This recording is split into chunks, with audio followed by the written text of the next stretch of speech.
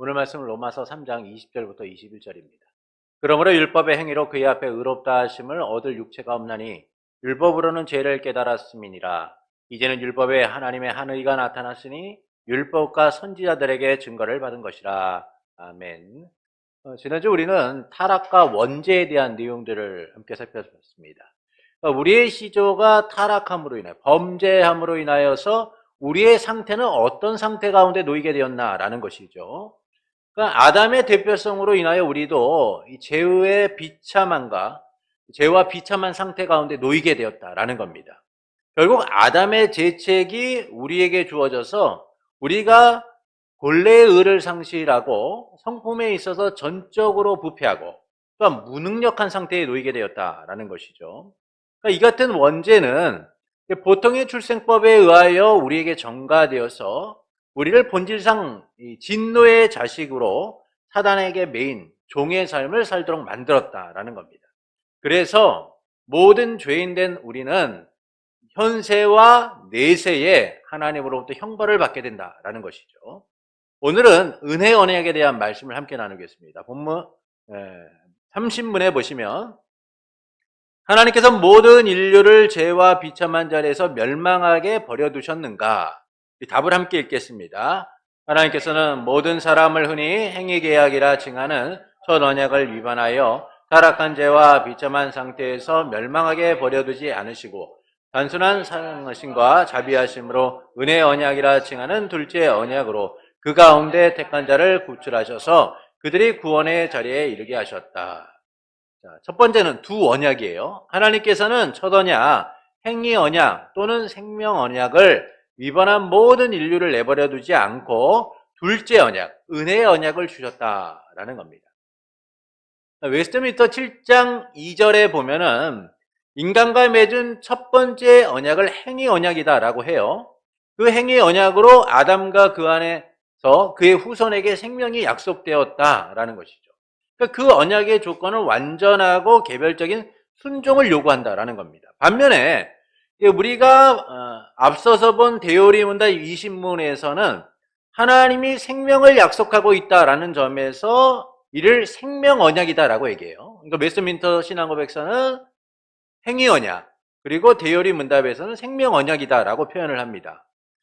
그러나 이 행위 언약이나 생명 언약이라고 다르게 좀 불릴 뿐이지 그 내용에 있어서는 우리에게 영구적 순종을 요구하고 있다. 개별적 순종을 요구하고 있다라는 것이죠. 이처럼 하나님께서는 행위 언약 또는 생명 언약이라는 첫 언약을 맺으신 거예요.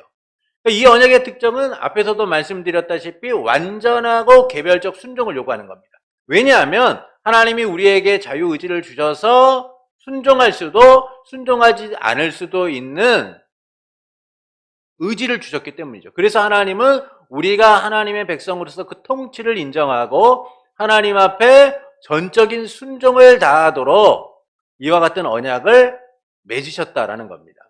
사실 이 언약조차도 하나님의 은혜로 맺어주신 것임을 우리는 기억해야 되는 것이죠. 그러나 첫사람 아담은 범죄함으로 인하여서 하나님이 은혜로 주신 이 언약을 파기하게 된 거예요.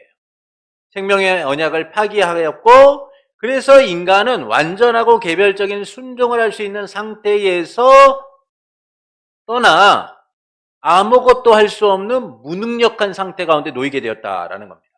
더는 순종을 통하여 생명을 누릴 수 있는 삶이 허락되지 않은 것이죠. 전적으로 부패하고 무능력하기 때문에 선을 행할 영적인 의지도 능력도 상실하게 되었다라는 겁니다. 그래서 인간은 스스로의 힘으로는 죄와 비참한 상태에서 벗어날 수 없게 된 거예요. 이것이 바로 타락과 원죄로 인하여 우리가 짊어져야 되는 짐인 겁니다. 그런데 하나님께서는 이와 같이 죄와 비참한 상태 가운데 놓인 우리를 구하시고자 은혜 언약을 허락하셨다라는 것이죠.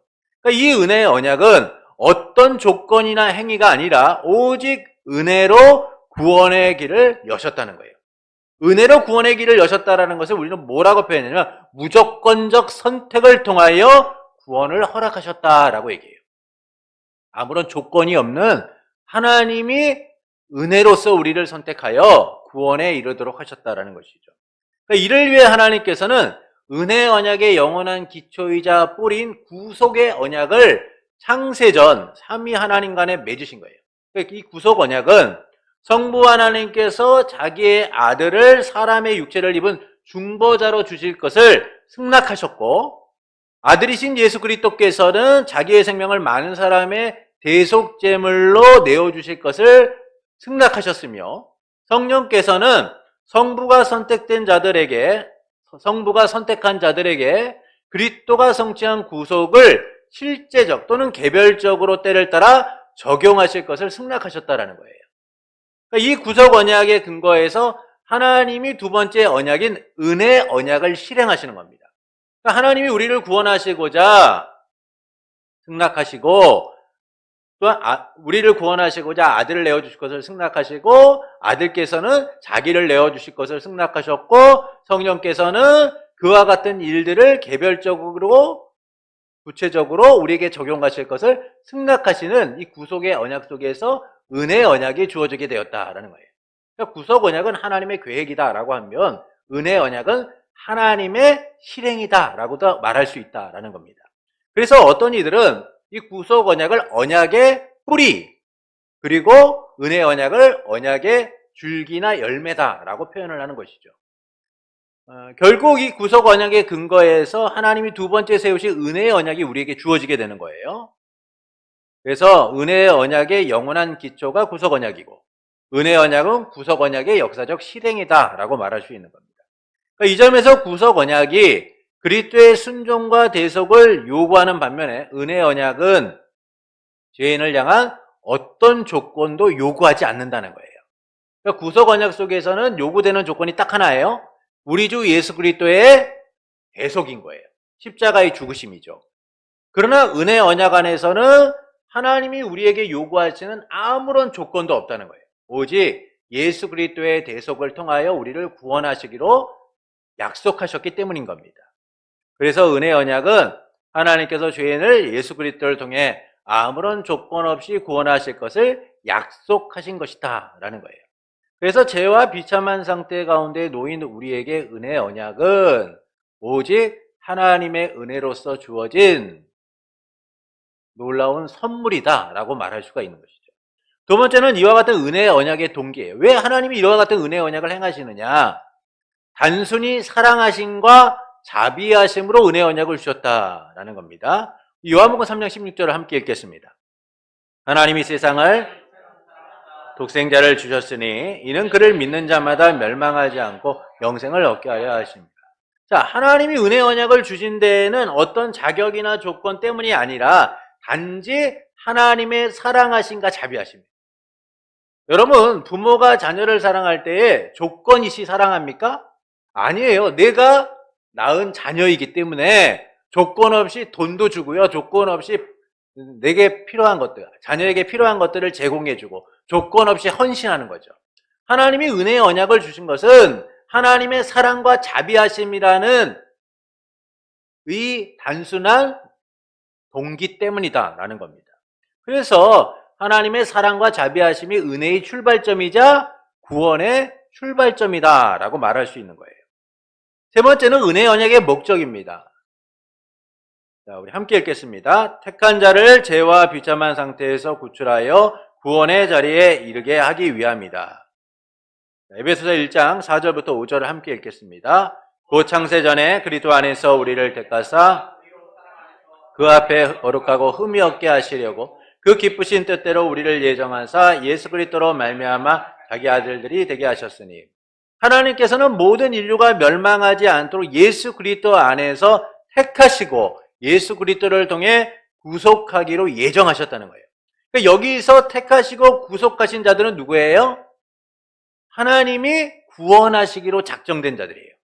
그래서 하나님이 세상을 이처럼 사랑하셨다라고 할 때 그 세상은 우리가 생각하는 것처럼 모든 사람들이 아니라 하나님이 창세전에 예수 그리스도 안에서 택하시고 예수 그리스도를 통하여 구속하시기로 예정하신 자들을 말한다라는 겁니다. 결국 무조건적으로 예수 그리스도 안에서 택해서 구속하셨다라는 것이죠. 그래서 은혜의 언약은 단순히 죄의 형벌에서 벗어나는 것이 아니라 우리를 그 죄와 비참한 상태에서 구출하여 구원의 자리에 이르도록 만든 거예요. 영원한 생명과 구원을 누리도록 하기 위한 목적 속에서 주어졌다라는 겁니다. 31문을 보시겠습니다. 은혜 언약은 누구와 맺으셨는가? 답을 함께 읽겠습니다. 은혜 언약은 둘째 아담이신 그리스도와 맺으시고 저와 맺으셨다. 첫 번째, 둘째 아담이신 그리스도와 맺으신 언약이다라는 거예요. 행위 언약이 첫 아담과 맺으신 언약이라면 이 은혜의 언약은 둘째 아담이신 예수 그리스도와 맺으신 언약이다라는 겁니다. 그러니까 하나님께서는 아담이 범죄함으로 죄와 비참함에 빠진 인류 중 누군가에게 은혜의 언약을 맺으신 게 아니라 그리스도를 통하여 언약을 맺으셨다라는 거죠. 그리스도와 언약을 맺으셨다는 거예요. 그러니까 이는 은혜 언약의 핵심이 사람이 아니라 그리스도에게 있다라는 겁니다. 만약 사람에게 있다라고 한다면 그것은 은혜일 수가 없는 것이죠. 그래서 하나님은 그리스도를 통하여 구원하시도록 하셨다라는 거예요. 두 번째는 그리스도의 대표성이죠. 은혜 언약을 그리스도와 맺으시고 그 안에서 그의 후손인 모든 자와 맺으셨다. 이는 그리스도의 대표성을 갖습니다. 첫 아담이 모든 인류자의 대표자인 것처럼 둘째 아담이신 예수 그리스도께서는 모든 택한 자의 대표성을 가지고 계신 거예요. 그래서 하나님께서 은혜 언약을 그리스도와 맺으신 것처럼 그리스도 안에서 그의 후손인 모든 택한 자들과도 같은 언약을 맺으셨다라는 겁니다. 왜냐하면 그리스도가 모든 택한 자들의 대표성을 가지고 계시기 때문이다라는 거예요. 그래서 그리스도의 대표성을 통하여 은혜의 효력이 택한 자들에게 주어진다라는 겁니다. 32문에 하나님의 은혜가 둘째 언약에 어떻게 나타나 있는가라는 것이죠. 함께 읽겠습니다. 하나님의 은혜가 둘째 언약에 나타났으니 그 죄인들에게 중보와 그에 의한 생명과 구원을 값없이 예비하시고 제공하신 것이다. 또 그들이 중보자 되신 그리스도와 관계를 맺게 될 조건으로 신앙을 요구하시고 그의 모든 택한 자와 성령을 약속하시고 주심으로써 다른 모든 구원은 은총과 함께 그들의 신앙에 넣으시고 저희의 모든 거룩한 순종을 할 수 있게 하신다. 이 순종은 저희 믿음과 하나님에 대한 감사의 참된 증거요 또는 하나님께서 그들을 구원에 이르도록 정하신 길이다. 자, 하나님의 언약과 둘째 언약이 어떻게 이루어지고 있는가? 첫 번째는 값없이 예비하시고 제공하신 것이다 라는 거예요. 그러니까 중보자와 생명과 구원을 값없이 예비하고 제공하셨다라는 거예요. 하나님께서는 죄로 인해 파멸할 수밖에 없는 사람을 위하여 그리스도를 유일한 중보자로 세우셨다라는 것이죠. 또한 생명과 구원을 값없이 예비하고 제공하셨다라는 것은 인간의 공로나 자격 때문이 아니라 하나님의 전적인 은혜임을 알려주고 있는 거예요. 그래서 하나님께서는 유일한 중보자이신 예수 그리스도를 우리에게 허락하시고 생명과 구원을 값없이 제공하셨다라는 것이죠. 두 번째는 관계의 조건, 신앙입니다. 택한 자들이 중보자가 되신 그리스도와 관계를 맺게 될 때 조건적으로 신앙을 요구하셨다라고 얘기해요. 이 신앙은 믿음이죠. 이 믿음은 하나님의 선물이라는 점에서 인간의 공로나 자격 때문이 아니라 오직 은혜임을 알려주는 거예요. 앞서 우리가 구속 언약에 대해서 잠깐 나누었지만 구속 언약에서 성부 하나님께서는 아들 예수 그리스도를 내어주실 것을 승낙하셨고 아들이신 예수 그리스도께서는 자기를 내어주실 것을 승낙하셨고 성령께서는 그와 같은 일대로 우리 가운데 적용하시기로 승낙하셨다라는 거예요. 그럼 우리가 예수 그리스도를 믿고 그 구속의 은혜를 누리는 것은 우리의 공로나 자격이 아니라 성령 하나님께서 그것을 우리에게 적용시켜 믿도록 만들어서 그 은혜를 누리도록 하셨기 때문이다라는 겁니다. 결국 우리가 믿음이라는 이 관계의 조건, 신앙을 갖는 것 또한 우리의 의지나 노력이 아니라 전적으로 하나님의 은혜로서, 선물로서 주어지는 것이다 라는 거예요. 하나님께서 은혜로서 우리의 빈손에 믿음을 선물로 주셔서 그리스도와 연합되게 하시고 그리스도 안에서 새로운 삶을 살아가도록 만드셨다라는 겁니다. 세 번째는 성령을 통해 구원을 적용하시는 거예요. 모든 택한 자에게 성령을 약속하시고 주심으로써 다른 모든 구원 은총과 함께 그들 안에 신앙을 넣어주시고 저희로 모든 거룩한 순종을 할 수 있게 하신다. 자, 관계의 조건에서 신앙이 우선된다라고 얘기했습니다. 근데 그 신앙이 어떻게 우리 가운데 주어지는가를 다시 얘기해주고 있는 거예요. 성령께서는 우리에게 믿음만이 아니라 구원의 은혜를 누리도록 적용하신다라는 거예요. 그래서 구원의 조건인 믿음마저도 하나님의 은혜로 주시지 않으면 우리는 믿음을 소유할 수도 없고 순종할 수도 없는 거예요. 그래서 하나님의 부르심을 우리가 뭐라 그래요? 말씀의 선포인 외적 부르심과 우리 안에 역사하신 성령의 내적 부르심을 통하여 우리가 하나님 앞에 그 부르심을 받게 되고 구원의 은혜를 누리며 살아가게 된다라는 것이죠. 이처럼 하나님께서는 성령을 약속하고 주심으로 우리에게 믿음을 주시고 순종할 수 있도록 하신 거예요. 그래서 성령께서는 믿음을 선물로 넣어주실 뿐만 아니라 구원의 은혜들을 누리도록 역사하신다라는 겁니다. 지금까지 보았듯이 우리에게 구원을 누릴 수 있는 어떤 능력이나 의지가 포함되지 않는다라는 거예요. 오직 하나님의 은혜로서만 우리는 이 은혜의 언약을 온전히 누릴 수 있게 된다라는 겁니다. 네 번째는 순종, 구원하심의 증거이자 열매라는 것이죠. 이 순종은 저희의 믿음과 하나님에 대한 감사의 참된 증거요 또는 하나님께서 그들을 구원에 이르도록 정하신 길이다. 자, 순종은요 구원받음의 조건이 아니에요. 구원하심에 대한 반응인 거죠. 우리가 많은 분들이 착각하는 것은 내가 하나님 앞에 순종하지 못했기 때문에 구원받지 못해. 내가 하나님 앞에 제대로 드린 것이 없기 때문에 구원받지 못해. 이런 행위적 구원을 이야기하거나 그것을 마치 진리인 것처럼 붙잡고 살아가는 이들이 있어요. 여러분, 우리가 구원받기 위하여 순종을 하고 구원받기 위하여 우리의 행위를 하나님 앞에 드리는 것이 아니라 이미 우리는 구원받은 자이기 때문에 순종의 삶을 살아가는 거예요. 반응인 것이죠. 자녀가 자녀이기 때문에 부모의 말에 순종해야 되는 거예요. 순종했기 때문에 자녀가 되는 게 아니잖아요. 그렇지 않습니까? 순종하면 자녀고 순종하지 않으면 자녀가 아닌가요? 그렇지 않잖아요. 내 자녀이기 때문에 순종을 요구받고 있는 거예요.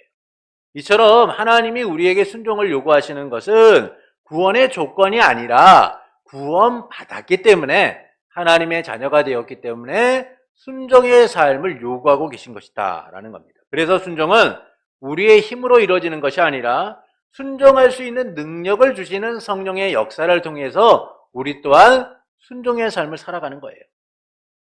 왜냐하면 성령의 역사하심이 없이는 우리는 선을 행할 능력을 갖지 못하기 때문인 겁니다. 그래서 우리가 이 구원하심에 대한 참된 증거 열매를 맺고 구원에 이르도록 하는 것은 성령께서 우리에게 역사하심을 통하여 그 정하신 길로 가도록 만들기 때문이다라는 것이죠. 그래서 순종은 구원의 조건이 아니라 구원하심에 대한 반응이자 열매라는 겁니다. 자, 33문을 보시겠습니다. 자, 은혜 언약은 항상 같은 양식으로 집행되는가? 답을 함께 읽겠습니다. 은혜 언약은 항상 같은 양식으로 집행되지 않았으니 구약시대의 집행은 신약시대의 집행과 다른 것이었다. 은혜 언약은 구원의 방법에서는 구약이나 신약이 같지만 그 핵심적인 내용에서는 같지만 집행하는 양식이나 보이는 면에 있어서는 다르다라고 이야기할 수 있어요. 왜냐하면 구약시대에는요 모형과 그림자로서 예수 그리스도를 예표한다면 신약에서는 오신 예수 그리스도의 원형과 실체로서 예수 그리스도께서 이 땅에 오심으로 원형과 실체로서 나타나셨기 때문이죠. 그래서 우리가 구약이나 신약을 통해서 구원의 방법은 일치해요. 오직 예수 그리스도를 통하여 구원에 이른다라는 그 구원의 핵심적인 내용은 같지만 그 보여지는 양식이나 집행하는 방법이 다르다는 겁니다. 그래서 구약의 율법 시대에는 성도들이 그리스도를 보지 못했기 때문에 그리스도를 예표하는 약속들이나 제물들이나 모형들을 통해서 성령으로 말미암아 그리스도를 믿음으로 죄사함과 구원의 은혜를 얻도록 하셨다라는 것이죠. 이에 대한 구체적인 내용이 34문에서 35문에 나옵니다. 우리 34문을 보시겠습니다. 구약시대의 은혜 언약은 어떻게 집행되었는가? 그 집행의 양식에 있어서는 구약과 신약이 다른데 어떻게 구약시대는 집행되었는가라는 것이죠. 답을 함께 읽겠습니다. 구약시대의 은혜 언약은 약속, 예언, 제사, 할례, 유월절과 기타 예표와 규례를 집행되었으니 이것들은 장차 오실 그리스도를 예시했으며 그 당시에는 택한 자들에게 약속하신 메시아를 굳게 믿게 하기 충분했으므로 이 메시아로 말미암아 완전히 죄사함도 받고 영원한 구원도 받게 된 것이다. 자, 구약시대 은혜 언약은 모형과 그림자로서 장차 오실 예수 그리스도를 예표해 주고 있다라는 겁니다. 우리가 약속만 보아도요, 하나님께서 창세기 3장 15절에서 여자의 후손에 대한 말씀을 하시죠. 여자의 후손을 통하여 범죄한 인류를 구원하실 것을 약속하셨어요.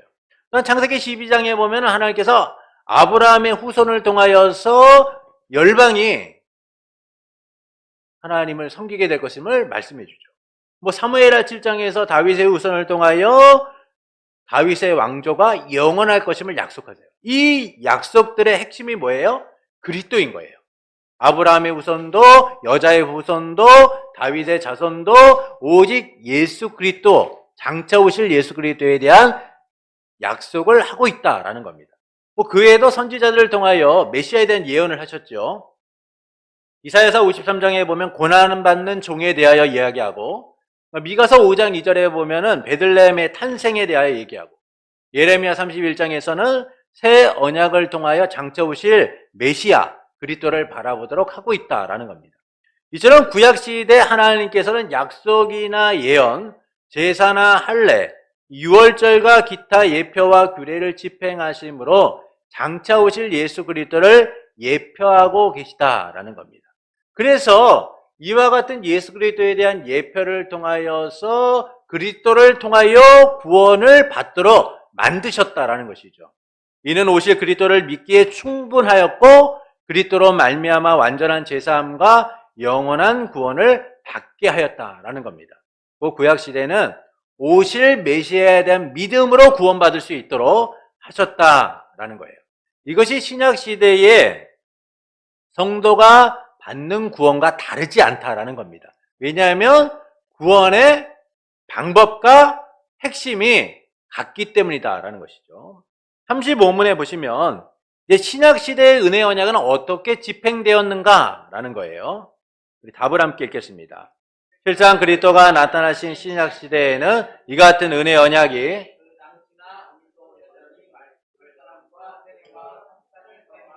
집행된다. 이 성례에서 은혜와 구원이 만백성에게 더욱 온전하게, 명료하게, 또 효과 있게 표시는. 그리스도가 오시기 전에는 오실 그리스도에 대한 예표를 통하여 구원을 받도록 만드신 거예요. 근데 예수님이 오신 이후에 신약 시대나 오늘은 은혜 언약이 말씀의 전함, 세례와 성찬을 거행함으로, 집행함으로 그 은혜 언약을 누리도록 만드셨다라는 겁니다. 이는 구약의 모형과 그림자이신 예수 그리스도께서 오셔서 십자가의 단번에 죽으심으로 완성하셨기 때문이에요. 그래서 우리는 이전의 모형과 그림자와 같은 것들이 더 이상 필요하지 않고 그리스도를 통하여 말씀과 성례를 통해 하나님의 은혜를 누리며 살아가게 되었다라는 것이죠. 그러니까 이는 구원과 은혜와 구원이 만백성에게 온전, 명료, 효과적으로 나타났기 때문이에요. 예수님의 오심을 통하여 더 이상 구원을 향한 것들이 필요 없게 되었다라는 겁니다. 그래서 주 예수를 믿으라, 그리하면 너와 내 집이 구원을 얻으리라 라고 말씀하시는 이 선포가 분명하고 명료하고 완전하게 나타났기에 더 이상 우리에게 무언가가 필요 없는 거예요. 그래서 예년의 제사제도와 같은 그런 것들이 우리에게 필요가 없게 된 겁니다. 그래서 우리는 오직 말씀의 선포와 그리고 성례를 통하여 주님의 은혜를 누리고 그 구원의 은혜 가운데 살아가게 된다라는 거예요. 그래서 성도는 말씀과 성례에 신실하게 참여함으로 하나님이 베푸시는 은혜를 공급받고 믿음 안에서 성장하게 된다라는 겁니다. 자, 36문을 보겠습니다. 은혜 언약의 중보자는 누구신가? 자, 은혜 언약의 유일한 중보자는 주 예수 그리스도시니 그는 하나님의 영원한 아들이시며 성부 하나님과 한 실체이시요 동등하시며 때가 참에 사람이 되셨으나 한 위에 두 가지 다른 양성을 가지신 하나님이시요 사람이시다. 그러니까 유일한 중보자 예수 그리스도에 대하여 말씀해 주는 내용이죠. 첫째는 참 하나님이시다라는 거예요. 하나님의 영원한 아들이시며 성부 하나님과 한 실체이며 동등하시기 때문이다라는 거예요. 둘째는 참 사람이시다라는 겁니다. 참 하나님이신 예수 그리스도께서 참 사람이 되셨다라는 것이죠. 셋째는 한 위, 두 양성을 갖고 계시다라는 거예요. 한 위에 두 양성을 갖고 계시다. 한 위에 두 가지 다른 양성을 가지셨는데 하나님이시요 사람이시다라고 말씀해요. 그러니까 타락한 인간은 하나님과 원수되어서 하나님께 나아갈 수 없으며 스스로의 힘으로 관계를 회복할 수가 없는 거예요. 그래서 하나님은 그분과 우리의 막힌 남을 허실 수 있는 유일한 길, 유일한 중보자를 허락하셨는데, 그러나 사람은 모두가 죄인이기 때문에 누구도 중보자가 될 수 없는 겁니다. 또한 사람이 그 중보자가 된다라는 것은 하나님이 주신 그 은혜 언약이 쓸모없게 되는 것이죠. 그래서 은혜 언약이 우리 가운데 온전히 이루어지고 하나님과 우리의 막힌 담을 완전히 무너뜨리시고자 화평을 이루시고자 하나님이 유일한 중보자, 죄가 없으시고 하나님의 공의를 완전하게 성취하실 수 있는 유일하신 중보자를 세우셨다라는 거예요. 그분이 누구시냐? 예수 그리스도이시다라는 거예요. 어떤 피조물도 중보자가 될 수 없는데 오직 참 하나님이시며 참 사람이신 예수 그리스도께서는 언약의 유일한 중보자가 되셔서 하나님의 완전하신 공의를 이루시고 하나님과 우리의 막힌 담을 허셔서 누구나 하나님의 은혜로 나아가 그 구원을 누릴 수 있도록 만드셨다라는 겁니다. 그래서 예수 그리스도 안에서 우리가 택하여지고 예수 그리스도 안에서 구속함을 받아 그 구원을 누리도록 만드신 거죠. 결론적으로 은혜 언약을 통해 구원이 전적으로 하나님의 은혜임을 우리가 살펴봤습니다. 죄와 비참한 상태에 있는 인간은 스스로를 구원할 수 없는 거예요. 아무리 사람들이 내 의지와 노력으로서 구원을 이룰 수 있다라고 말해도 그것은 헛되고 거짓된 것일 뿐입니다. 오늘 우리는 오직 은혜로서만 구원을 받을 수 있는데 그 은혜의 핵심은 둘째 아담이신 택한 자들의 대표자가 되시는 예수 그리스도를 통해서만 우리는 은혜로 구원을 받게 된다라는 것이죠. 그래서 예수 그리스도를 통해서 구원을 누리게 되고 구약이나 신약이나 구원의 방법에 있어서는 똑같이 예수 그리스도를 통하여 구원을 받게 되고 집행의 양식에 있어서는 구약은 모형과 그림자로서 신약은 실체와 원형으로서 우리가 그것을 누리게 된다라는 겁니다. 이처럼 죄와 비참함에 놓인 우리를 하나님께서는 그대로 두시지 않고 은혜 언약을 통하여 구원하신 거예요. 그분의 사랑과 자비하심으로 우리를 구원하고자 은혜 언약을 주셨다라는 겁니다. 그러므로 전적으로 부패하고 무능력한 우리를 예수 그리스도 안에서 무조건적으로 구원하신 은혜를 우리는 날마다 기억하면서 구원받은 자로서 감사의 열매, 믿음의 열매를 맺어가는 복된 이들이 되기를 예수님의 이름으로 축원합니다.